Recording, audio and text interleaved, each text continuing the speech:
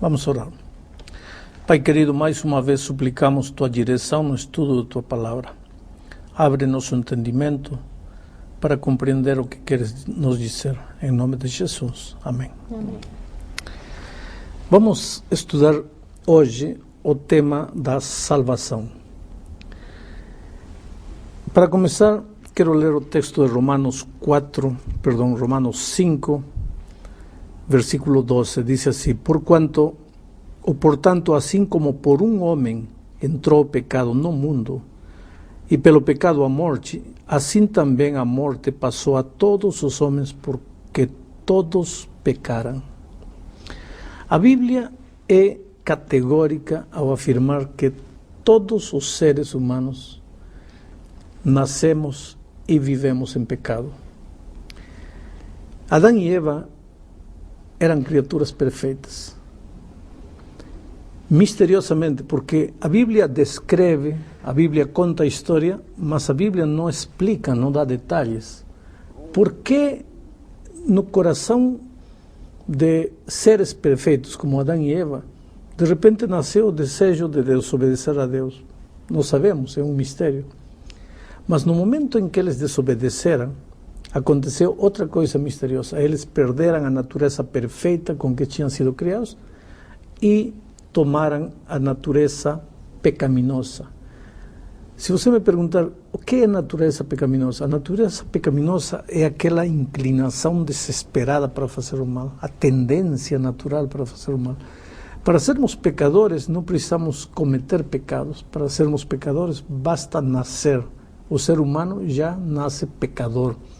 Não pecador no sentido de fazer coisas pecaminosas, mas pecador no sentido de nascer separado de Deus e com vontade de viver longe de Deus. Essa vontade pecaminosa, essa natureza pecaminosa, ela não pode obedecer a Deus. Então nós precisamos ser transformados pelo poder maravilhoso de Cristo. A isso, biblicamente, se chama o precioso, miraculoso trabalho da conversão. Mas nosso tema hoje não é a conversão, é a salvação.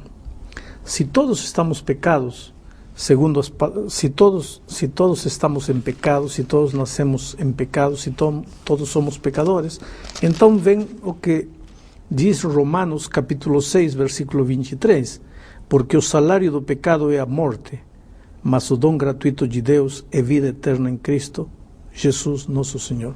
Quer dizer, se todos somos pecadores, todos estamos condenados à morte. E é por isso que precisamos de salvação. Muito bem. Cristo veio a este mundo, morreu na cruz para pagar o preço de pecados que ele não cometeu. Porque Cristo foi tentado em tudo, mas nunca pecou. Então ele pagou o preço de pecados, não dele, mas de nossos pecados. Mas essa morte vicária de Cristo, que pagou os pecados da humanidade, só serve para quem aceitar. Por isso, São João, e este é o último texto que vou ler, 3,16, contém uma verdade que todos os cristãos deveríamos colocar na mente. Diz assim: porque Deus amou o mundo de tal maneira que deu o seu Filho unigênito, para que todo aquele que nele crê não pereça, mas tenha vida eterna. Não diz para que todos tenham vida eterna, diz para todo aquele que nele crê. Então, a salvação que Cristo oferece é válida unicamente para aquele que crê, para aquele que aceita. E essa salvação está ao nosso dispor todo dia, enquanto estivermos dispostos a abrir o coração e dizer: Senhor, eu preciso de Ti. Pastor, o senhor falou em salvação, não é? Que Deus pensou na nossa salvação a partir do momento que o homem pecou, mas dá a entender de que Deus sabia que ia haver o pecado e por isso já planejou, né? Já idealizou o plano da salvação. Foi essa a sequência? Sabia, Deus sabia. A Bíblia diz que, aqui em Apocalipse capítulo 3, versículo 8, diz: e adorá-lo-ão todos os que habitam sobre a terra, aqueles cujos nomes não foram escritos no livro da vida do Cordeiro, que foi morto desde a fundação do mundo. O Cordeiro foi morto desde a fundação do mundo. Quer dizer que o plano de salvação não foi um plano de emergência. O pecado não tomou por surpresa a Deus. Quando o homem pecou, Deus não agarrou a cabeça e disse: o homem pecou e agora faço o quê? Não. Nos planos divinos, Deus já sabia o que ia acontecer e estava provisto o plano de salvação para ele. Pastor, o senhor pode repetir para mim, para que eu seja salvo, o que eu preciso fazer exatamente então? Para daí então fazer minha outra pergunta. Crer. A Bíblia diz: crê no Senhor Jesus Cristo e serás salvo tu e a tua casa. Tá bem, então agora eu estou crendo, eu estou acreditando na salvação. Muito bem. E isso então é para todo sempre, amém? Ah, bom, aí é outra história. Você crê e aceita a salvação. Agora, o difícil não é ser salvo. Ser salvo é a coisa mais simples. Tudo que você precisa na vida para se salvar é, primeiro, reconhecer que você é um pecador.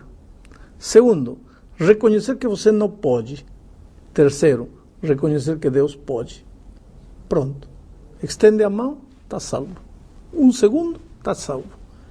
Difícil é conservar a experiência da salvação.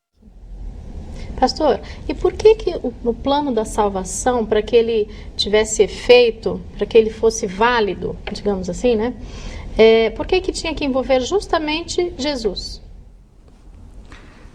Veja, o homem tinha pecado e o salário do pecado é a morte. Portanto, se o homem não queria morrer, queria salvar-se, alguém tinha que morrer em lugar dele. Outro homem não poderia morrer, porque outro homem precisaria também se salvar. Portanto, outro homem não podia morrer em lugar dele. Um anjo não poderia morrer, porque um anjo não tem vida própria, tem vida dependente. A única pessoa que poderia morrer para salvar o ser humano é Deus. Mas Deus não pode morrer, porque Deus é Deus. Então Deus teve que se tornar um ser humano para morrer em lugar do homem, a fim de que o homem ficasse livre da punição da morte que merecia. Pastor, em alguns textos da Bíblia, a impressão que se tem quando fala em eleição, os eleitos, né? A impressão que me dá é que alguns são predestinados à salvação e outros já são predestinados à perdição. Como é que eu vou saber? Bom, se existe a predestinação à salvação, primeira pergunta, como é que eu vou saber se eu sou predestinado à salvação ou à perdição? Aqui em Romanos, capítulo 8, versículos 29 e 30, está essa expressão predestinação, veja. Diz assim: porquanto aos que de antemão conheceu, também os predestinou para serem conformes à imagem de seu Filho. Todos os seres humanos vêm a este mundo predestinados para salvar-se, predestinados para ser a imagem do Filho de Deus. Todos, não há um ser humano que venha predestinado a morrer. Predestinado. A palavra predestinado quer dizer destinado antes de. Vou fazer um exemplo. Este óculos, quando foi fabricado, foi predestinado para ir nos olhos. É dizer, fabricado, criado com antecedência, com um propósito definido. O propósito ir nos olhos. Isso quer dizer que eu vou colocar sempre nos olhos? Não. Se eu quiser, eu vou querer beber água com o óculos. Só que ele foi predestinado para ir nos olhos. O ser humano foi predestinado para ser salvo. Isso quer dizer que todo mundo vai se salvar? Não.